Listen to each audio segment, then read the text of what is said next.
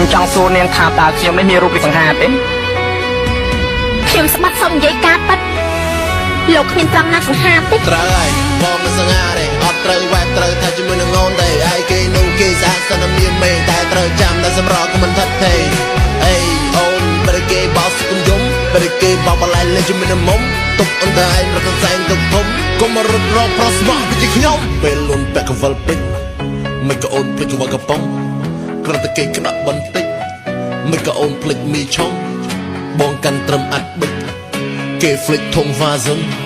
ពេលយល់ឡើងមិនថេចមិនក៏ភ្លេចអ៊ីភិចដូចខ្ញុំចង់សួរនាងថាតើខ្ញុំនេះមានរូបរាងសង្ហាទេ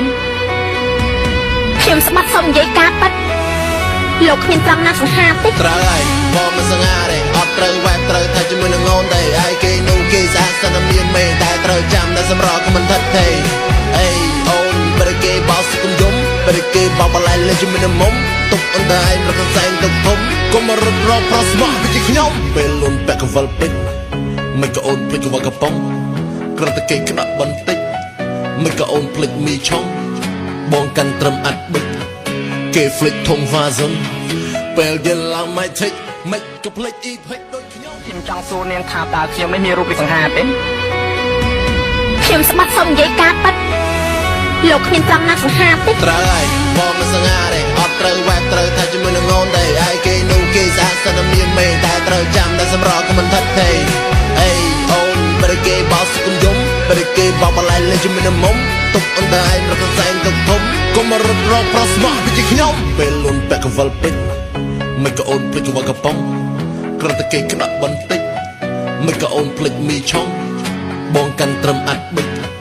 គេភ្លេចធំវ៉ាសុនពេលយល់ឡើងមិនថេចមិនក៏ភ្លេចអ៊ីភិចដូចខ្ញុំចង់សួរនាងថាតើខ្ញុំនេះមានរូបរាងសង្ហាទេខ្ញុំស្បាត់សុំនិយាយការប៉ັດ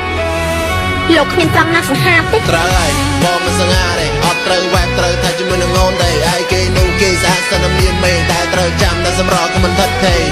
អេអូនបរិគេបោសគុំយំបរិគេបោបលែលេជាមួយនឹងមុំទុកអន្តឯងរកសែងទុកធំកុំរត់រកប្រុសស្មោះពីខ្ញុំពេលលុនពាក់កវលពេជ្រ